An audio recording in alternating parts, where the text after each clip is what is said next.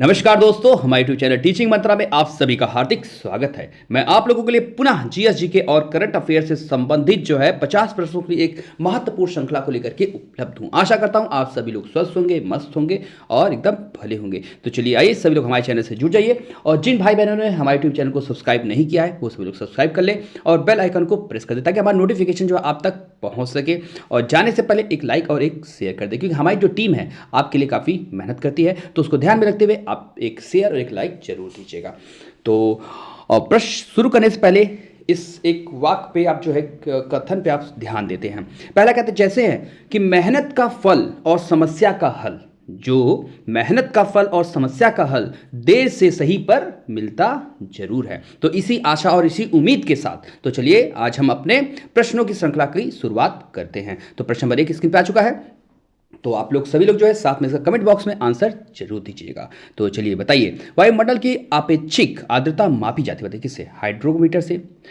और दूसरा कहता है ऑप्शन बी हाइग्रोमीटर से, और ऑप्शन डी कहता है पोटेंशियोमीटर से, ऑप्शन डी कहता है लेक्टोमीटर से। तो बताइए किसके द्वारा मापा जाता है? तो आपका जो है राइट आंसर है option number B is the right option. किसके द्वारा? तो हाइग्रोमीटर के द्वारा जो है क्या वायुमंडल की अपेक्षित आर्द्रता जो है मापी जाती है। और जो है आपका हाइड्रोमीटर है, इसके द्वारा क्या मापी जाती है? तो जो भी किसी तरल पदार्थ का जो घनत्व या विशिष्ट उसका गुरुत्व होता है उसको मापा जाता है। ठीक है, क्या किसी तरल पदार्थ का जो है घनत्व और उसकी विशिष्ट जो गुरुत्व है उसको मापने का यंत्र है क्या? तो हाइग्रोमीटर है। और पोटेंशियोमीटर से क्या मापा जाता है? तो पोटेंशियोमीटर से जो है किसी परिपथ के दो बिंदुओं के बीच का जो विभवांतर मापने के लिए इसका प्रयोग किया जाता है। किसका? तो पोटेंशियोमीटर का। क्या मैं पुनः आपको बताता हूं, इसमें क्या है, जो किसी परिपथ के दो बिंदुओं के बीच विभवांतर मापने के लिए इसका प्रयोग किया जाता है। किसका? तो पोटेंशियोमीटर का। और लेक्टोमीटर के द्वारा जो है दूध की शुद्धता मापा जाता है। ठीक है, ये एक ऐसा उपकरण है जिसके द्वारा जो है दूध की शुद्धता मापा जाता है। आपसे प्रश्न पूछा था वायुमंडल की जो है आपेक्षिक आर्द्रता मापी जाती है किससे? तो आपके हाइग्रोमीटर से। Option B is right option. चलिए नेक्स्ट प्रश्न नंबर दूसरा स्क्रीन पे आ चुका है।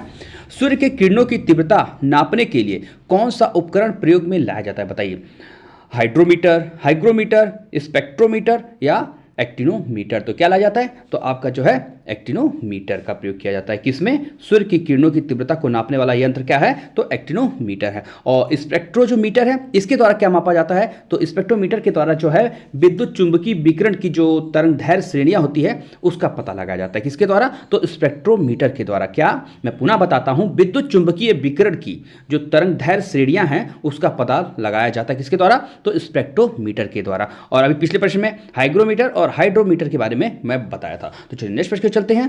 प्रश्न नंबर तीसरा, वायुमंडलीय दाब को मापने में यंत्र का उपयोग किया जाता है। बताइए, हाइड्रोमीटर का, बैरोमीटर का, मैनोमीटर का, और डी कहता है आपका हाइग्रोमीटर का। तो किसका प्रयोग किया जाता है? तो आपके बैरोमीटर का। क्या वायु के जो है वायुमंडलीय जो है दाब मापने वाला यंत्र क्या है? तो बैरोमीटर है। इसके बारे में अभी बता चुका हूं और इसके बारे में बता, और इसका बचा है मैनोमीटर। तो मैनोमीटर से क्या मापा जाता है? मैनोमीटर के द्वारा जो है मौसम संबंधी जो स्थितियां हैं उसमें उसके दाब को मापने वाला एक ये यंत्र है। मतलब इसको कह सकते हैं आप कंप्रेसर सिस्टम के संचालन के लिए किया जाता है। ठीक है, किसका? तो मैनोमीटर का प्रयोग। इसमें जो है मौसम संबंधी स्थितियों में बदलाव मापने के साथ साथ कंप्रेसर सिस्टम के संचालन के लिए इसका प्रयोग किया जाता है। किसका? तो मैनोमीटर का। और इसका आपका पूछा था वायुमंडलीय दाब को मापने का यंत्र का उपयोग क्या है? तो आपका barometer. Option B is right option. चलिए प्रश्न नंबर आपका चौथा स्क्रीन पर आ चुका है। सिस्मोग्राफ क्या रिकॉर्ड करता है? बताइए, हृदय की धड़कन करता है, वायुमंडल का दाब, भूचाल, या इनमें से कोई नहीं। तो किसका करता है? तो भूचाल का करता है। ठीक है, भूचाल का। Option C is the right option. Seismograph के द्वारा जो है भूचाल अर्थात भूकंप के। और जो हृदय की धड़कन जो है कार्डियोग्राफ के द्वारा नापी जाती है। अभी मैं पिछले प्रश्न आपको वायुमंडल का दाब मापने वाला यंत्र बता दूं, क्या? तो बैरोमीटर के द्वारा। ठीक है, तो चलते नेक्स्ट प्रश्न नंबर आपका पांचवा। सूची 1 व सूची 2 को सुविल कीजिए। सूची 1 दी है, इसके तरफ जो है किससे? स्टेथोस्कोप से क्या मापा जाता है? बताइए, क्या उससे क्या पता लगाया जाता है? तो जो स्टेथोस्कोप होता है उसके द्वारा जो तो हृदय की ध्वनि जो है सुनने के लिए इसका प्रयोग किया जाता है। क्या? तो हृदय की ध्वनि को सुनने का प्रयोग किया जाता है। ये आपका ई हो गया। और स्फैग्नोमैनोमीटर के द्वारा जो है इसके द्वारा रक्तचाप मापने के लिए, ठीक है, क्या? रक्तचाप मापा जाता है। ये आपका बी हो गया। और कैरेटोमीटर के द्वारा जो होता है सोने की शुद्धता का पता लगाने के लिए, कैरेटोमीटर का प्रयोग कहाँ किया जाता है, जब सोने की शुद्धता का पता लगाना होता है। ठीक है, तो ये आपका ये दूसरा, ये सी हो गया। और डी कहता है लक्स मीटर। लक्स मीटर के द्वारा जो होता है प्रकाश की तीव्रता मापने के लिए। ठीक है, लक्स मीटर जो एक यंत्र है, इससे प्रकाश की तीव्रता मापते हैं। ठीक है, ये आपका पहले पे आ गया, तो ये डी हो गया। डी सी ए बी सभी लोग स्क्रीनशॉट ले चुके होंगे। चलते नेक्स्ट प्रश्न की ओर। प्रश्न नंबर 6वां, रडार उपयोग में आता है क्या, प्रकाश तरंगों द्वारा वस्तुओं का पता लगाने में, ध्वनि तरंगों को परावर्तित कर वस्तुओं का पता लगाने में, और सी कहता है रेडियो तरंगों द्वारा वस्तुओं की स्थिति ज्ञात करने में, और डी कहता है वर्षा करने वाले बादलों का पीछा करने में। तो बताइए क्या राइट आंसर है। तो ये जो होता है रडार, जो आपके जहाज में हर जगह और जो नेवी का है उसमें प्रयोग किया जाता है क्या, वस्तुओं की जो स्थिति प्राप्त करने के लिए। ठीक है, रेडियो तरंगों द्वारा जो है वस्तुओं की स्थिति का ज्ञान प्राप्त करने के लिए। ठीक है, तो option C is the right option. चलिए नेक्स्ट प्रश्न नंबर 7वां, सूची 1 व सूची 2 को आप सुमिलित कीजिए। एक तरफ जो है आपका उपकरण दिया है, मतलब अर्थात यंत्र है, और दूसरा जो है उसकी मापन की गई राशि। ठीक है, अमीटर के द्वारा क्या मापा जाता है बताइए। तो अमीटर के द्वारा जो होता है धारा, अमीटर की क्या है, तो धारा, ये मापक की गई इसकी राशि है। ठीक है, तो ये आपका ए हो गया। और लेक्टोमीटर के द्वारा जो है दूध का अपेक्षित घनत्व, लेक्टोमीटर के द्वारा। ठीक है, तो ये आपका बी हो गया। और स्प्रिंग तुला के द्वारा क्या है आपका जो है भार, ये आपका भार होता है, ये सी हो गया। और पायरोमीटर के द्वारा जो होता है उच्च तापमान। ठीक है, उच्च ताप मापन होता है, ये आपका डी हो गया। तो डी सी ए बी सभी लोग इसकी शॉर्ट ले चुके हैं। चलते नेक्स्ट प्रश्न नंबर आपका 8वां स्क्रीन पे आ चुका है। रिएक्टर पैमाना मापने के लिए प्रयोग होता है किसका, ध्वनि की गति, प्रकाश की गति, भूकंपीय लहरों का आयाम और ध्वनि की तीव्रता। बताइए क्या। तो रिएक्टर पैमाने पर जो होता है भूकंप की जो तरंग होती है उसका इसमें मापन किया जाता है, क्योंकि इसको 3 भागों में बांटा गया है। पी होता है, एक एल होता है और एक एस होता है। तो इसको 3 भागों में जो 3 प्रकार की इसकी लहरें होती है, एक सेकेंडरी, प्राइमरी और एक सबसे निम्न लो होती है। तो ठीक है, तो चलते इसका right answer option number C is a right option. प्रश्न नंबर आपका 9वां, कौन सा सुमेलित नहीं पूछा है। ठीक है, इसमें आपका नहीं है तो 3 जो है सुमेलित होंगे, 1 नहीं। सेल्सियस से ताप नापा जाता है, बिल्कुल सही है। किलोवाट के द्वारा, किलोवाट आवर जो है ये विद्युत के लिए, बिल्कुल सही। आर एच गुणक जो है ये रक्त का है, बिल्कुल सही। रिएक्टर पैमाना जो है आपका आर्द्रता का नहीं, बिल्कुल गलत। अभी पिछले प्रश्न में बताया था ये किसके लिए रिएक्टर पैमाना, तो भूकंप के तरंगों को मापने वाला यंत्र है। ठीक है, तो option D is right option, क्योंकि इसमें आपसे पूछा था सुमेलित क्या नहीं है, तो डी इज राइट ऑप्शन। चलिए प्रश्न नंबर 10वां, सुमेलित कीजिए। वायु की चाल बताइए क्या होती है। वायु की चाल जो होती है एनीमोमीटर में। ठीक है, वायु की चाल एनीमोमीटर प्रदर्शित करता है, ये आपका क्या हो गया, ए हो गया।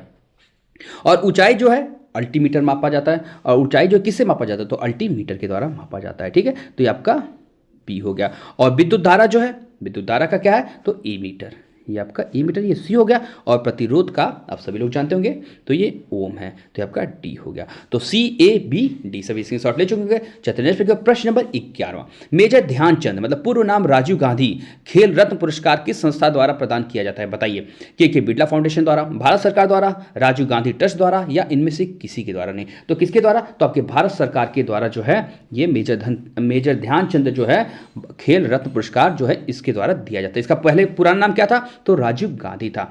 और ये जो आपका के बिरला फाउंडेशन जो है, के बिरला फाउंडेशन जो है ये जो है साहित्य के क्षेत्र में जो हमारे 8वीं अनुसूची में जितनी भाषाओं का उल्लेख किया गया है उसके अनुसार जो रचित जो कृतियां होती हैं उनके लिए जो है कौन सा के बिरला फाउंडेशन पुरस्कार दिया जाता है। इसमें जो होती है लमसम 15 लाख रुपए की राशि होती है, 15 लाख रुपए की राशि होती है। और इसके द्वारा जो है मेजर ध्यानचंद में भी जो है इसमें भी आपकी कितनी राशियां होती है, तो कई बार प्रश्न में पूछता है, तो इसमें जो आपका 15 लाख रुपए तक की राशि होती है। ठीक है, कितनी, 15 लाख रुपए तक की राशि होती है। और के बिरला फाउंडेशन की जो शुरुआत कब की गई थी, तो आपके 1991, कब, 1991 में किया गया था। ठीक है, तो दोनों में क्या है। और राजीव गांधी जो ट्रस्ट है आपका, राजीव गांधी ट्रस्ट पुरस्कार जो है ये किस क्षेत्र में दिया जाता है, ये भी जो है आपका जैसे शांति के क्षेत्र में हो गया पुरस्कार साप्ताहिक, जैसे राष्ट्रीय एकता, शांति को बढ़ावा देने के लिए जो है राजीव गांधी ट्रस्ट जो पुरस्कार दिया जाता है। ठीक है, ये भी भारत सरकार के द्वारा ही दिया जाता है। और इसमें जो आपकी राशि की अगर संख्या पूछे तो 25 लाख रुपए, कितना, तो 25 लाख रुपए होता है। ठीक है, कितना, 25 लाख रुपए होता है। राजीव गांधी ट्रस्ट के द्वारा जो है 25 लाख रुपए तक का जो है वो दिया जाता है। ठीक है, अगर आपसे पूछे कि राजीव गांधी ट्रस्ट में इनाम की जो पुरस्कार राशि कितनी होती है, तो 25 लाख रुपए तक की होती है। तो सभी लोग समझ गए। चलते हैं नेक्स्ट प्रश्न पर आपका 12वां, अधोलिखित में से किस पुरस्कार को क्रिकेट का ऑस्कर कहते हैं बताइए? आईसीसी पुरस्कार, द्रोणाचार्य पुरस्कार, अर्जुन पुरस्कार या सी के नायडू पुरस्कार? तो किसे कहा जाता है? तो आपके आईसीसी पुरस्कार को क्या क्रिकेट का ऑस्कर कहा जाता है? Option A is the right option. और द्रोणाचार्य पुरस्कार जो है आपका कब दिया जाता है? द्रोणाचार्य पुरस्कार जो होता है किसी भी खेल का जो कोच होता है, जो उनको गुरु जिसको प्लेयरों को सिखाते हैं, उसको जो है द्रोणाचार्य पुरस्कार दिया जाता है। और आईसीसी पुरस्कार की जो है शुरुआत जो है कब की गई थी? तो ये आपकी जो है 7, ठीक है, 7 दिसंबर, DE 7 सितंबर, माफी चाहूँगा, ये आपका सितंबर है, ठीक है, आपका 7 सितंबर SEP, ठीक है, सितंबर 2004 में किसकी? तो आईसीसी पुरस्कार की शुरुआत की गई थी, ठीक है। और ये जो है ये कहाँ से दिया जाता है, मतलब कहाँ पे इसकी शुरुआत की गई थी? तो आपके लंदन में। कहाँ पे? तो लंदन में। ऐसे इसको नोट कर लीजिएगा, कहाँ पे? तो लंदन में। और जो है द्रोणाचार्य पुरस्कार जो है आपकी इसकी शुरुआत कब की गई थी? तो 1985 में, 1985 में जो है इसकी शुरुआत की गई थी। जो उत्कृष्ट मतलब जो गुरु होता है, मतलब जो ट्रेनर होता है, कोच, उसके जो है द्रोणाचार्य पुरस्कार दिया जाता है, ठीक है, ये भी उसी के लिए है। और जो आपकी जो है अर्जुन पुरस्कार की जो शुरुआत है आपकी 1961 में की गई थी। कब? 1961 में इसकी शुरुआत हुई थी। कब? 1961 में। ये भी जो है क्रिकेट में खिलाड़ियों के लिए जो है उसको दिया जाता है, ठीक है, अर्जुन पुरस्कार। तो चलते नेक्स्ट की ओर, आपका जो है बचा है लास्ट D, सी के नायडू पुरस्कार। सी के नायडू पुरस्कार का जो है आपका कब? तो ये 1994 में इसकी शुरुआत हुई थी। कब? 1994 में, ठीक है। क्या? तो इस पुरस्कार में जो क्या होता है, तो इस पुरस्कार में नायडू के साथ ही जो होते हैं, और भारत के पहले टेस्ट शतक वीर कौन? लाला अमरनाथ, ठीक है, पुरस्कार के पहले प्राप्त करता थे, ठीक है। सी के नायडू पुरस्कार जो है किसके द्वारा? तो नायडू के साथी। और भारत के पहले टेस्ट जो शतक वीर कौन था? तो पहले शतक वीर थे लाला अमरनाथ, जो है इनको क्या 1994 में इस पुरस्कार से पहले क्या प्राप्त करता था, मतलब इनको मिला था, ठीक है। तो चलते नेक्स्ट प्रश्न की ओर। प्रश्न नंबर आपका 13वां, खिलाड़ियों हेतु भारत में सर्वोच्च खेल पुरस्कार है, बताइए कौन सा? द्रोणाचार्य पुरस्कार, अर्जुन पुरस्कार, मेजर ध्यानचंद खेल रत्न पुरस्कार और पद्मश्री सम्मान। तो बताइए क्या है राइट आंसर? तो मेजर ध्यानचंद खेल रत्न पुरस्कार जो आपका खिलाड़ियों हेतु सर्वोच्च खेल पुरस्कार है, ठीक है, option C is right option. प्रश्न नंबर आपका 14वां, आईसीसी द्वारा निम्न में से किस क्रिकेटर को 20वीं शताब्दी का क्रिकेटर घोषित किया गया था? बताइए, सुनील गावस्कर को, कपिल देव को, शेन वार्न को या ब्रायन लारा को? तो किसे किया गया था? तो आपके कपिल देव को, option B is the right option. चलिए नेक्स्ट प्रश्न नंबर आपका 15वां, अर्जुन पुरस्कार एवं द्रोणाचार्य पुरस्कार किस संस्था द्वारा प्रदान किया जाता है? बताइए, खेल विभाग, मानव संसाधन मंत्रालय भारत सरकार, और बी कहता है अंतर्राष्ट्रीय ओलंपिक समिति, और सी कहता है के बिरला फाउंडेशन, और डी कहता है राजीव गांधी ट्रस्ट के द्वारा। तो किसके द्वारा? तो खेल विभाग, मानव संसाधन मंत्रालय भारत सरकार के द्वारा कौन सा अर्जुन पुरस्कार और द्रोणाचार्य पुरस्कार जो है इस संस्था के द्वारा दिया जाता है, option A is right option. चलिए प्रश्न नंबर आपका 16वां स्क्रीन पे आ चुका है, क्षेत्रीय सेना में मानद लेफ्टिनेंट कर्नल से कौन विभूषित हैं? बताइए, अनिल कुंबले, कपिल देव, सचिन तेंदुलकर, सुनील गावस्कर। तो कौन है? तो आपके सचिन तेंदुलकर जो हैं क्षेत्रीय सेना में किस पद पे हैं? तो मानद लेफ्टिनेंट कर्नल के पद पर ये विद्यमान है, ठीक है, option C is right option. प्रश्न नंबर 17वां, एथलेटिक्स का पहला पद्मश्री विजेता कौन? बताइए, पीटी उषा, मिल्खा सिंह, बंधु सिंह, इनमें से कोई नहीं। तो कौन है आपके? तो मिल्खा सिंह है। कौन? मिल्खा सिंह। इनको क्या कहा जाता था? तो फ्लाइंग जेट के नाम से भी जो है इनको जाना जाता है। किसको? मिल्खा सिंह को। और इनको जो है, इनका जो है कब इनको ये क्या कहते हैं पद्मश्री पुरस्कार से सम्मानित किया गया था भारत सरकार द्वारा? तो आपके 1959 में। कब? 1959 में जो है इस सम्मान से इनको नवाजा गया था। और इनका जन्म कब हुआ था? मिल्खा सिंह का जन्म जो है आपका कब हुआ था? तो 20 नवंबर नवंबर 1929 में। कहां पे हुआ था? तो जो वर्तमान समय में ये पाकिस्तान के कहां पे? गोविंदपुरा में हुआ था। कहां पे? पाकिस्तान के गोविंदपुरा में इनका जन्म हुआ था, ठीक है। और मिल्खा सिंह ने 1960 में, कब? 1960 में रोम, और 1964 में टोक्यो का जो ग्रीष्म ओलंपिक में मतलब भारत की तरफ से प्रतिनिधित्व किया था, मतलब भाग लिया था, ठीक है। तो इनको क्या कहा जाता है? तो फ्लाइंग जेट। और ये पहले जो है एथलीट्स हैं जिनको पद्मश्री विजेता ये हैं। कब मिला था? तो 1959 में मिला था। और इनका जन्म कब हुआ था? तो 20 नवंबर 1929 को हुआ था। और कहाँ पे हुआ था? तो गोविंदपुरा, पाकिस्तान के गोविंदपुरा में हुआ था, ठीक है। तो सभी लोग नोट कर चुके हैं। प्रश्न नंबर आपका 18वां स्क्रीन पे आ चुका है, आधुनिक ग्रीष्मकालीन ओलंपिक खेलों की शुरुआत किस स्थान से हुई थी? बताइए, एथेंस, पेरिस, बर्लिन, लंदन। तो कहां से हुई थी? तो आपके एथेंस से हुई थी। कहां से? एथेंस, ऑप्शन ए से राइट ऑप्शन। किस सन में हुई थी? तो आपके 1896 में, ठीक है, 1896 में हुई थी, ये आपका एक है। ठीक है, 1896 में, पुनः फिर से लिख देता हूँ कब हुई थी, तो आपकी 1896 में, 1896 में। ठीक है, तो चलते हैं प्रश्न नंबर आपका 19वां। विश्व में आधुनिक ओलंपिक खेलों की शुरुआत कब हुई थी? अभी पिछले प्रश्न बताया था कब हुई थी, 1886, 1896, 1906 या 1916। तो कब हुई थी, तो 1896 में थी। Option B is the right option. चलते हैं प्रश्न नंबर आपका 20वां, स्क्रीन पर। ओलंपिक खेलों का आदर्श वाक्य क्या है, बताइए।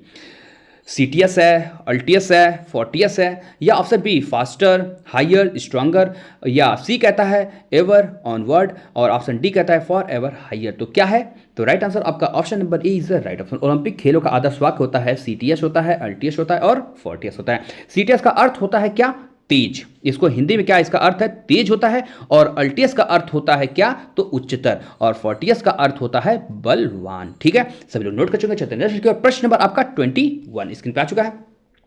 निम्नलिखित कथनों पर आप विचार कीजिए। द्रव क्रिस्टलों का सबसे महत्वपूर्ण प्रौद्योगिकी अनुप्रयोग आंकिक प्रदर्शन में है। और दूसरा कहता है मोडेम एक ऐसी युक्ति है जो एक कंप्यूटर तथा एक फोन लाइन से जुड़ा होता है।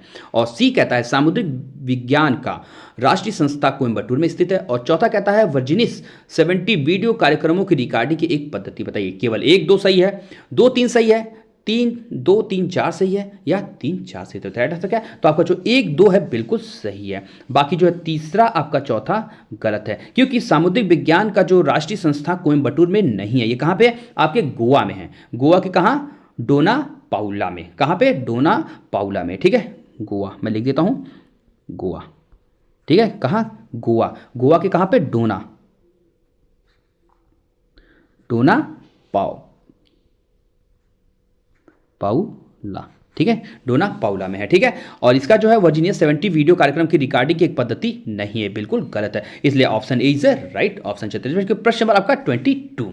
मैं आकाश गंगा का नागरिक हूं, उक्त कथन का श्रेय किसे दिया जाता है? बताइए, अर्चना शर्मा को, कल्पना चावला को, सतीश धवन को, या विक्रम साराभाई को। तो किसे दिया जाता है, तो ये कल्पना चावला को दिया जाता है। ठीक है, कि मैं आकाश गंगा का नागरिक हूं। Option B is the right option. प्रश्न नंबर आपका 23। नैनो हार्मिंग बर्ड है, बताइए क्या है? एक नई प्रजाति की अभी तक की खोजी गई हार्मिंग बर्ड। और बी कहता है एक अति लघु विद्युत कार जो 360 डिग्री घूम सकती है। और सी कहता है एक जेब के आकार का चालक रहित जासूसी वायुयान जिसका विकास संयुक्त राज्य अमेरिका ने किया है। और डी कहता है एक नई किस्म की मधुमक्खी है। तो बताइए क्या है, तो नैनो जो है हमिंग बर्ड ये क्या है, तो एक जेब के आकार का एक चालक रहित जासूसी वायुयान जिसका विकास किसने किया था, तो संयुक्त राज्य अमेरिका के द्वारा किया गया था। Option C is right option. प्रश्न नंबर 24 स्क्रीन पर आ चुका है। अत्यधिक घनत्व वाले नक्षत्रों को कहते हैं, क्या कहते हैं? सुपरनोवा कहते हैं, न्यूट्रॉन स्टार्स कहते हैं, या बाइनरी स्टार्स कहते हैं। ऑप्शन डी क्या कहते हैं, एस्टेरॉयड कहते हैं, एस्टेरॉयड कहा जाता है। क्या कहा जाता है, तो right answer option number B is right option. क्या कहता है, न्यूट्रॉन स्टार्स कहते हैं। ठीक है, क्या अत्यधिक घनत्व वाले नक्षत्रों को क्या कहते हैं, तो न्यूट्रॉन स्टार्स कहा जाता है। ठीक है, चलते हैं नेक्स्ट प्रश्न नंबर 25। अंतरिक्ष में जाने वाला प्रथम अंतरिक्ष यात्री कौन था, बताइए? Yuri Gagarin, Alan Shepard, S Tito और जॉन यंग। तो कौन थे आपके, तो यूरिन गागरिन थे। ठीक है, ये किस सन में गए थे, बताइए? तो यूरिन गागरिन कहाँ के नागरिक थे, किस सन में गए थे, कैसे, बताइए? तो यूरी गागरिन जो थे ये कहाँ के थे, तो सोवियत संघ के एक पायलट थे। ठीक है, और उसके साथ साथ अंतरिक्ष यात्री भी थी। कौन, यूरी गागरिन, यूरी गागरिन थे। ठीक है, इन्होंने क्या, कब, 12 अप्रैल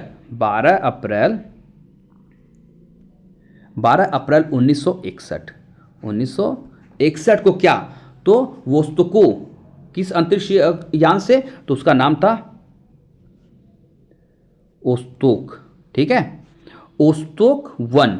ठीक है, ओस्तोक 1 इसका नाम था। इस अंतरिक्ष यान से जो है इन्होंने यात्रा की थी, किसने, यूरी गागरिन ने। ठीक है, और गागरिन का जो उड़ान था 108 मिनट की थी। कितने, आज अगर पूछे कितने मिनट की थी, तो 108 मिनट की थी। ठीक है, मिनट की थी। ठीक है, 108 मिनट की क्या थी, उड़ान थी। इन्होंने 27,400 किलोमीटर प्रति घंटे की रफ्तार से यात्रा की थी। कितना, तो 27,400 किलोमीटर प्रति आवर के स्पीड से क्या किया था इन्होंने, जो है ट्रेवल किया था। ठीक है, रफ्तार से यात्रा की थी। ठीक है, तो और अगर आपसे पूछे पहली महिला जो है अंतरिक्ष में जाने वाली पहली महिला कौन थी? तो पहली महिला जो है आपकी वैलेंटीना टेरेस्कोवा है। कौन है? Valentina Tereshkova. उन्होंने कब किया था? तो 16 जून 1963 को।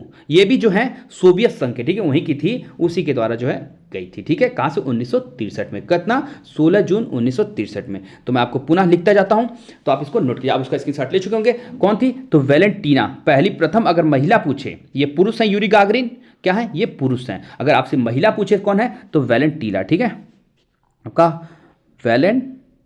वैलेंटीना। ठीक है, वैलेंटीना टेरेस्कोवा। ठीक है, टेरेस्कोवा जो थी ये जाने वाली कहाँ थी, कब गई थी? तो 16 जून 1963। कब? 1963 को गई थी। ठीक है, किसके द्वारा? तो वही सोवियत अंतरिक्ष यात्री कार्यक्रम के द्वारा जो है। और किसके? ये उनका जो वो था, प्रथम के द्वारा गए थे, ये वोस्टोक 6। क्या? वोस्टोक 6 एक अंतरिक्ष यान था जिसके द्वारा ये वहां पे गई थी। ठीक है, तो चलते हैं प्रश्न नंबर 26। चंद्रमा एक है, क्या है? तारा है, ग्रह है, उपग्रह है या उल्का है? तो चंद्रमा क्या है? तो एक उपग्रह है, जो कि अपने पृथ्वी का एक प्राकृतिक उपग्रह के रूप में किसे जाना जाता है? जो चंद्रमा को। ये एक उपग्रह, प्राकृतिक उपग्रह है पृथ्वी का, माफी चाहूंगा, पृथ्वी का। चलते हैं प्रश्न नंबर आपका 27। खनिज मतलब मिनरल क्या है? बताइए। द्रव है, अकार्बनिक ठोस है, गैस है, उपरोक्त सभी। तो आपका जो खनिज है क्या है? तो यह कार्बनिक ठोस होता है। Option B is the right option. प्रश्न नंबर आपका 28। न्यूक्लियर रिएक्टर टाइम बम का लेखक है, बताइए कौन है? सीसी पार्क हैं, ईपी ओडम हैं, एस पोलस्की हैं और तकाशी हिरोज हैं। तो कौन है आपके? तो तकाशी हिरोज जो हैं न्यूक्लियर रिएक्टर एटम बम के लेखक हैं। ठीक है, option D is right option. प्रश्न नंबर 29। लेजर एक युक्ति है जिसके द्वारा उत्पन्न किया जाता क्या? स्वतः विकिरण, वर्ण विक्षेपित विकिरण, प्रकीर्णन विकिरण और या उद्दीपित जो है विकिरण। क्या? तो क्या राइट आंसर है? तो option number D is right option. उद्दीपित विकिरण जो है किसके द्वारा? लेजर एक युक्ति है जिसके द्वारा उत्पन्न किया जाता है क्या? उद्दीपित विकिरण जो है उत्पन्न किया जाता है। Option D is right option. प्रश्न नंबर 30। राजा रमन्ना के बारे में निम्नलिखित पर आप विचार कीजिए। किसके बारे में? तो राजा रमन्ना के बारे में। उनके बारे में 4 कथन दिए हैं। आणविक उपकरण के परीक्षण करने वाले वैज्ञानिकों की टीम का वह निर्देशक अधिकारी था। और दूसरा कहता 1976 में उन्हें पद्म विभूषण प्रदान किया गया था। और आपका जो तीसरा कहता 1990 में उन्हें रक्षा का संघीय राज्य मंत्री बनाया गया था। और चौथा कहता उन्होंने the structure of music in Raga and western system नाम की पुस्तक का लेखन किया था। नीचे दिए गए कूट का प्रयोग करते हुए सही उत्तर का चयन कीजिए। 1 2 3 4 सही है, 1 2 सही है, और सी कहता है 1 2 3 सही है, और डी कहता है केवल 4। तो क्या? तो राजा रमन्ना के बारे में जो चारों कथन दिए हैं बिल्कुल आपके सही है। ठीक, option A is the right option. आणविक उपकरण के परीक्षण करने वाले वैज्ञानिकों की टीम का वो जो निर्देशक अधिकारी थे बिल्कुल सही। 1976 में उन्हें पद्म विभूषण से नवाजा गया था, बिल्कुल सही। 1990 में उन्हें रक्षा का संघीय राज्य मंत्री बनाया गया था, ये भी सही है। उन्होंने the structure of music in Raga and western system नामक जो है एक पुस्तक का लेखन किया था। ठीक है, ये चारों सही है, तो ऑप्शन इज राइट ऑप्शन। प्रश्न नंबर 31। राज्य के नीति निर्देशक जो सिद्धांत किस प्रकार मौलिक अधिकारों से भिन्न, बताइए। पूर्वोक्त केंद्रीय सरकार के लिए है और उपरोक्त राज्यों के लिए है। और बी कहता है पूर्वोक्त संविधान का अंश नहीं है जबकि उपरोक्त है। और सी कहता है निर्देशक जो होता है निदेशक सिद्धांत परिवर्तनीय नहीं है जबकि मौलिक अधिकार परिवर्ती नहीं है। तो बताइए। और ऑप्शन डी कहता है इनमें से कोई नहीं। तो क्या है? राज्य के नीति सिद्धांत किस प्रकार मौलिक अधिकार से भिन्न है? तो ये क्या है? ये एक निर्देशक सिद्धांत परिवर्तनीय नहीं है जबकि मौलिक अधिकार जो है क्या? ये परिवर्तनीय होता है। Option C is right option. प्रश्न नंबर 32। भारतीय संविधान में प्रतिस्थापित राज्य की नीति के निर्देशक तत्वों के अंतर्गत निम्नलिखित प्रावधानों पर विचार कीजिए। भारतीय नागरिकों के लिए समान नागरिक संहिता सुरक्षित करना है। किसका कार्य? तो राज्य की नीति के अंतर्गत आता है। और दूसरा कहता है ग्राम पंचायतों को संगठित करना है। और तीसरा कहता है ग्रामीण क्षेत्रों में कुटीर उद्योगों को प्रोत्साहित करना। और चौथा कहता है सभी कर्मकारों के लिए यथोचित अवकाश एवं सांस्कृतिक अवसर सुरक्षित कराना होते हैं। उपरोक्त में से कौन से गांधीवादी सिद्धांत और राज्य के नीति निर्देशक तत्वों को प्रतिबिंबित करते बताइए। 1 2 4, और बी कहता है 2 3, और सी कहता है 1 3 4, और डी कहता है 1 2 3 4। तो कौन से? तो आपके जो है 2 और 3 जो हैं उसको किससे? गांधीवादी सिद्धांत और राज्य के नीति निर्देशक तत्वों को प्रतिबिंबित करते हैं। कौन? ग्रामीण क्षेत्रों में कुटीर उद्योगों को प्रोत्साहित करना और सभी कर्मकारों के लिए यथोचित अवकाश तथा सांस्कृतिक अवसर सुरक्षित करना। 3 व दो, माफी चाहूंगा, ये चौथा नहीं, 2 ग्राम पंचायतों को संगठित करना। ठीक है, ऑप्शन बी से राइट, 2 व 3 ये आपका गलत है पहला, और ये गांधीवादी सिद्धांत पे नहीं लागू होता है। चलते हैं नेक्स्ट प्रश्न नंबर आपका 33। राज्य नीति के निर्देशक सिद्धांतों को भारतीय संविधान में शामिल किए जाने का उद्देश्य है, बताइए क्या है। राजनीतिक प्रजातंत्र को स्थापित करना, सामाजिक प्रजातंत्र को स्थापित करना, और सी कहता है गांधीवादी प्रजातंत्र को स्थापित करना, डी कहता है सामाजिक और आर्थिक प्रजातंत्र को स्थापित करना। तो क्या बताइए, राज्य के नीति निर्देशक सिद्धांतों में जो भारतीय संविधान में क्या शामिल किए जाने का उद्देश्य है, तो सामाजिक और आर्थिक प्रजातंत्र को स्थापित करना। ठीक है, option D is the right option. चलते हैं प्रश्न नंबर 34। भारतीय संविधान में राज्य के नीति निर्देशक सिद्धांतों का विचार लिया गया, बताइए कहां से। आयरलैंड के संविधान से, दक्षिण अफ्रीका के संविधान से, कर्नाटक के संविधान से, ऑस्ट्रेलिया के संविधान से। तो कहां से, तो आपके आयरलैंड के संविधान से लिया गया है। Option A is the right option. Chaitanya रखियो, अगर आपसे पूछे संविधान संशोधन की प्रक्रिया जो है कहां से लिया गया है, तो आपके दक्षिण अफ्रीका के संविधान से लिया गया, और ऑस्ट्रेलिया के संविधान से क्या लिया गया है, और कर्नाटक संविधान से। आप जो है इन दोनों का कमेंट बॉक्स में जरूर आंसर दीजिएगा। चलते हैं प्रश्न नंबर आपका 35, क्योंकि काफ़ी आसान प्रश्न है, मैं देखना चाहता हूं किस किस को याद है, क्योंकि मैं पिछले वीडियो में जो है संविधान से रिलेटेड प्रश्नों को मैं उसमें रखा था। तो राज्य के नीति निर्देशक सिद्धांतों में निम्नलिखित अनुच्छेदों में से कौन सा अंतर्राष्ट्रीय शांति और सुरक्षा के संवर्धन से संबंधित है। अनुच्छेद 51, अनुच्छेद 48 का, अनुच्छेद 43 का, अनुच्छेद 41। तो क्या है, तो राइट आंसर आपका अनुच्छेद 51 जो है इससे संबंधित है। राज्य के नीति सिद्धांतों का जो से अंतर्राष्ट्रीय शांति और सुरक्षा के संवर्धन से संबंधित कौन सा अनुच्छेद है, तो अनुच्छेद 51। प्रश्न नंबर आपका 36। निम्न में से कौन एक राज्य के नीति निर्देशक तत्वों में नहीं पूछा है। ठीक है, किसमें राज्य के नीति निर्देशक तत्वों में नहीं शामिल है। पुरुष और महिलाओं को समान कार्य हेतु समान वेतन, और बी कहता है जीविकोपार्जन हेतु पर्याप्त साधनों का समान अधिकार, और सी कहता है अस्पृश्यता का उन्मूलन, और जो है डी कहता है काम हेतु न्याय संगत और मानवोचित दशाओं में रहे। तो क्या नहीं है, तो आपका अस्पृश्यता का जो अंत होता है उन्मूलन, ये इसके अंतर्गत है। ये आपके अनुच्छेद जो है आपका अनुच्छेद 17 के अंतर्गत शामिल है। ठीक है, ये क्या है, आपके मौलिक अधिकार के अंतर्गत आता है। ठीक है, कहां से, आपके 5 हैं, 14 से लेके के 18 तक जो है ये उसके अंतर्गत शामिल है। और जो है आपका 19 से जो है 21 तक क्या है, 19 से लेके 22 तक जो है आपका स्वतंत्रता के अधिकार से संबंधित प्रावधान किए गए। चलिए प्रश्न नंबर 37। निम्नलिखित में से कौन संविधान के 42वें संशोधन द्वारा नीति निर्देशक तत्वों से नहीं जोड़ा गया है। ठीक है, इससे नहीं जोड़ा गया। 42वां संविधान संशोधन आपका कब हुआ था, तो 1976 में। कब, 1976 में। बताइए इसमें क्या नहीं जोड़ा गया था। शोषण से बच्चों एवं वयस्कों की सुरक्षा, और बी कहता है समान न्याय एवं निःशुल्क जो है कानूनी सलाह, और सी कहता है समान आचार संहिता, और डी कहता है उद्योगों के प्रबंधन में श्रमिकों की भागीदारी। तो क्या, तो शोषण से जो है बच्चों एवं वयस्कों की सुरक्षा जो है इसको नहीं जोड़ा गया था। ठीक है, किसके, 42वें संविधान संशोधन 1976 के द्वारा। Option A is the right option, क्योंकि नहीं पूछा था। बाकी समान न्याय तथा निःशुल्क कानूनी सलाह किया गया था, समान आचार संहिता, उद्योग प्रबंधन में श्रमिकों की भागीदारी, बिल्कुल ये सब ऐड किया गया था। चलिए प्रश्न नंबर आपका जो है 38। संविधान में मौलिक कर्तव्यों को कब सम्मिलित किया गया, बताइए। 1976 में, 1979 में, और 1975 में, 1978 में। कब किया गया था, तो आपके 1976 में। ठीक है, मौलिक कर्तव्यों को कब शामिल किया गया था, तो आपके 1976 में। Option A is right option. प्रश्न नंबर 39। संविधान के किस अनुच्छेद के द्वारा उद्योग के प्रबंधन में कर्मकारों की भागीदारी का प्रावधान किया गया है। अनुच्छेद 43 में, अनुच्छेद 43A में, अनुच्छेद 45 में, या अनुच्छेद आपके 47 में। तो किसमें किया गया था, तो आपके अनुच्छेद 43A में। Option B is the right option.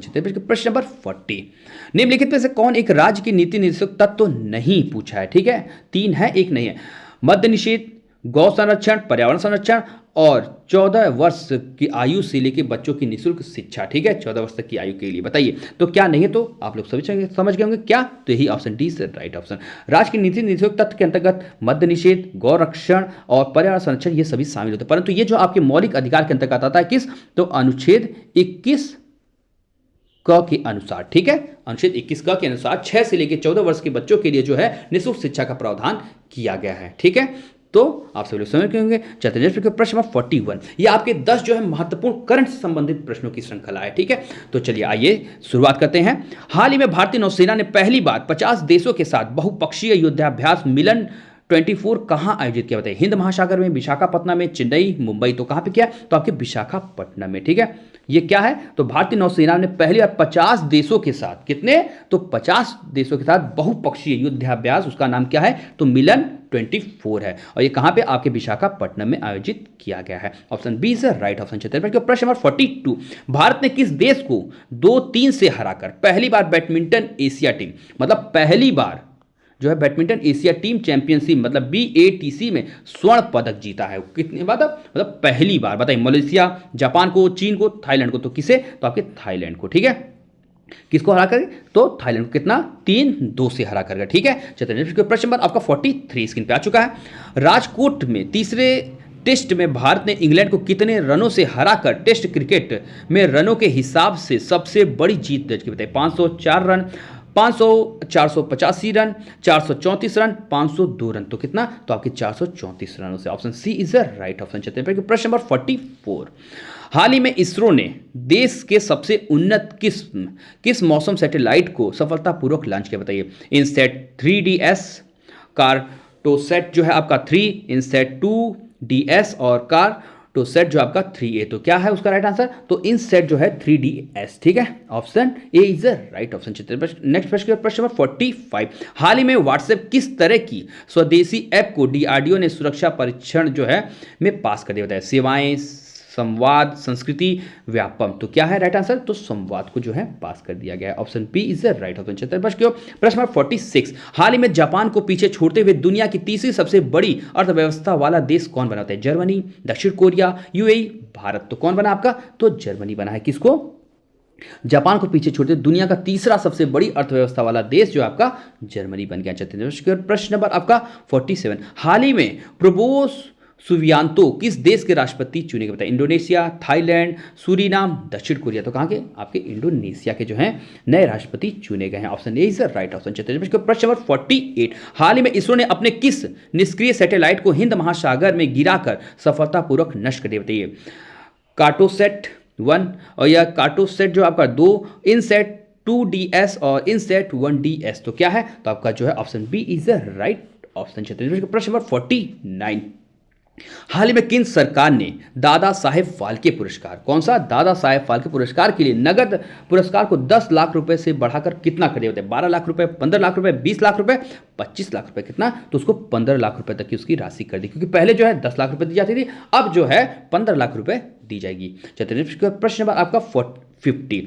हाल ही में भारतीय उत्पादों को बढ़ावा देने के उद्देश्य से प्रधानमंत्री नरेंद्र मोदी ने किस देश में भारत मार्ट की आधारशिला रखी? बताइए, दुबई, UAE के दुबई में, USA के न्यूयॉर्क में, फ्रांस के पेरिस में, UK के लंदन में। तो कहां पे? तो आपके दुबई में। ठीक है, option A is the right option. तो हमारे 50 प्रश्नों की श्रृंखला यहीं पे समाप्त होती है। आशा करता हूं आप सभी को हमारी वीडियो काफी पसंद आई होगी।